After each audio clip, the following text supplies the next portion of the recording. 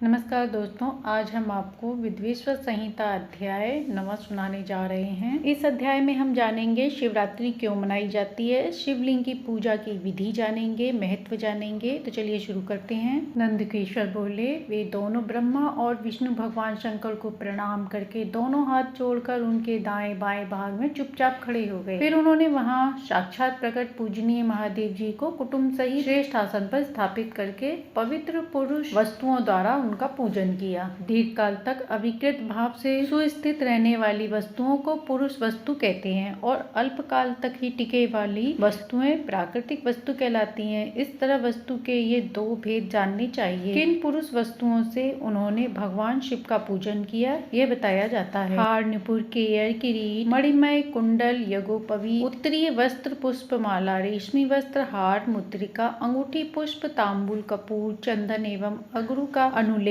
धूप, दीप, स्वेच्छित्र, व्यंजन, ध्वजा, चमर तथा अन्य दिव्य उपहारों द्वारा उन दोनों ने अपने स्वामी महेश्वर का पूजन किया, जिन महेश्वर का वैभव वाणी और मन की पहुंच से परे था, जो केवल पशुपति परमात्मा के ही योग्य थे और उन्हें पशु नहीं पा सकते थे। सनत कुमार, स्वामी के योग्य जो जो उत्तम वस्तुएं थी, उन सभी वस्तुओं का भगवान शंकर ने भी प्रसन्नता पूर्वक यथोचित रूप से सभासदों के बीच वितरण कर दिया, जिससे यह श्रेष्ठ परंपरा बनी रहे कि प्राप्त पदार्थ का वितरण आश्रित में करना चाहिए। उन वस्तुओं को ग्रहण करने वाले सभासदों में वहां कोलाहल मच गया। इस प्रकार वहां पहले ही ब्रह्मा विष्णु जी से पूजित हुए भक्तिवर्धक भगवान शिव विनम्र उन दोनों देवताओं से हंसकर कहने लगे। ईश्वर बोले, हे पुत्रों, आज का दिन महान है। इसमें तुम्हारे द्वारा जो आज मेरी पूजा हुई है, इससे मैं तुम लोगों पर प्रसन्न हूँ। इसी कारण यह दिन परम पवित्र और महान से महान होगा। आज की यह तिथि शिवरात्रि के नाम से विख्यात होकर मेरे लिए परम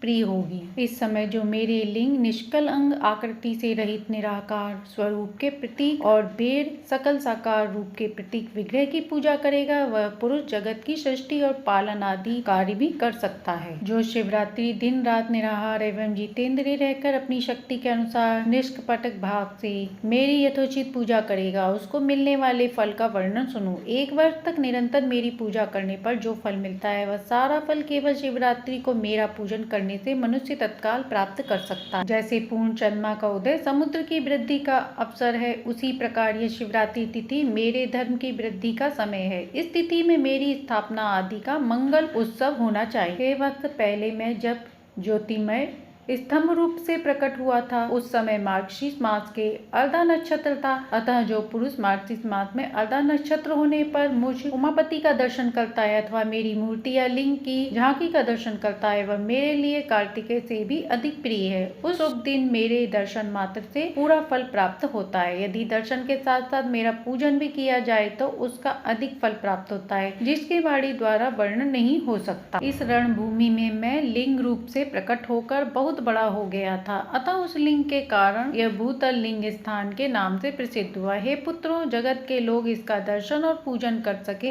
इसके लिए यह नादि और अनंत ज्योति स्तंभ अत्यंत छोटा हो जाएगा। यह लिंग सब प्रकार के भोगों को सुलभ कराने वाला और भोग तथा मोक्ष का एकमात्र साधन होगा। इसका दर्शन, स्पर्श तथा ध्यान प्राणियों को जन्म और मृत्यु से छुटकारा दिलाने वाला होगा। अग्नि के पहाड़ जैसा जो यह शिवलिंग यहाँ प्रकट हुआ है, इसके कारण यह स्थान अरुणाचल नाम से प्रसिद्ध होगा। यहाँ अनेक प्रकार के बड़े बड़े तीर्थ प्रकट होंगे। इस स्थान में निवास करने या मरने से जीवों को मोक्ष मिल जाएगा। रथोत्सव आदि के आयोजन से यहाँ सर्वत्र अनेक लोग कल्याणकारी रूप में निवास करेंगे। इस स्थान पर किया गया दान, हवन, जप, यह सब करोड़ों गुना फल देने वाला होगा। यह क्षेत्र मेरे सभी क्षेत्रों में श्रेष्ठतम होगा। यहाँ मेरा स्मरण करने मात्र से सभी प्राणियों की मुक्ति हो जाएगी। अतः यह परम रमणीय क्षेत्र अति महत्वपूर्ण है। यह सभी प्रकार के कल्याणों से पूर्ण, शुभ और सबको मुक्ति प्रदान करने वाला है। इस लिंग में मुझे लिंगेश्वर की अर्चना करके मनुष्य सालोक्य,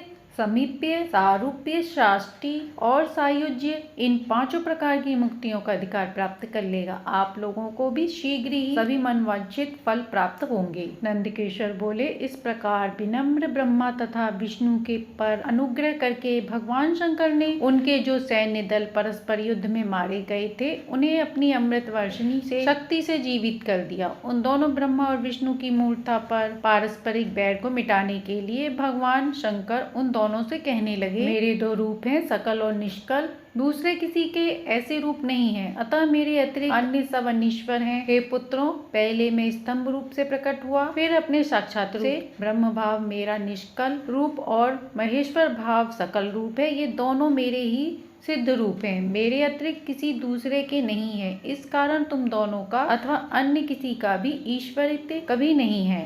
अज्ञान के कारण तुम दोनों को जो यह ईशत्व का आश्चर्यजनक अभिमान उत्पन्न हो गया था, उसे दूर करने के लिए ही मैं इस रणभूमि में प्रकट हुआ हूँ। उस अपने अभिमान को छोड़ दो और मुझ परमेश्वर में अपनी बुद्धि स्थिर करो। मेरे अनुग्रह से ही सभी लोकों में सब कुछ प्रकाशित होता है। इस गूढ़ ब्रह्म तत्व को तुम्हारे प्रति प्रेम होने के कारण ही मैं बता रहा हूँ। मैं ही परम ब्रह्मा हूँ। कल सगुण और अकल निर्गुण ये दोनों मेरे ही स्वरूप हैं। मेरा स्वरूप ब्रह्म होने के कारण मैं ईश्वर भी हूँ। जीवों पर अनुग्रह आदि करना मेरा कार्य है। हे ब्रह्मा और केशव, सबसे बृहत और जगत की वृद्धि करने वाला होने के कारण मैं ब्रह्मा हूँ। हे पुत्रों, सर्वत्र समरूप से स्थित और व्यापक होने से मैं ही सबका आत्मा हूँ। अन्य सभी जीव अनात्म रूप हैं, इनमें संदेह नहीं। सर्ग से लेकर अनुग्रह तक आत्मा या कोई भी भिन्न जो जगत संबंधी 5 कृत्य हैं, वे सदा मेरे ही हैं, मेरे अतिरिक्त दूसरे किसी के नहीं, क्योंकि मैं ही सबका ईश्वर हूँ। पहले मेरी ब्रह्म रूपता का बोध कराने के लिए निष्कल लिंग प्रकट हुआ,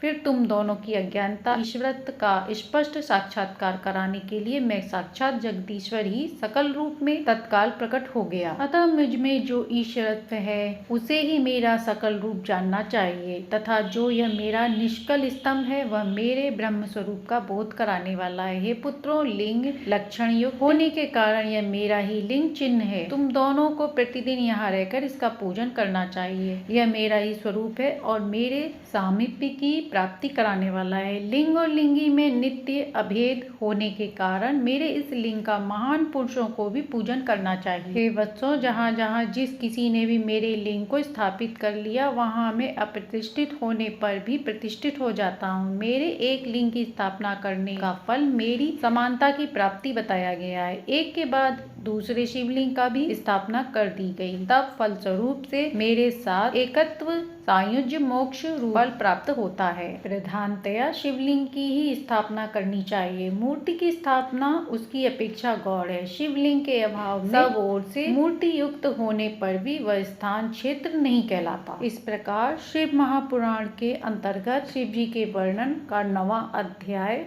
व शिवरात्रि की पूजा का महत्व पूर्ण हुआ। शिव महापुराण का महत्व अच्छा लगा हो तो लाइक एंड सब्सक्राइब।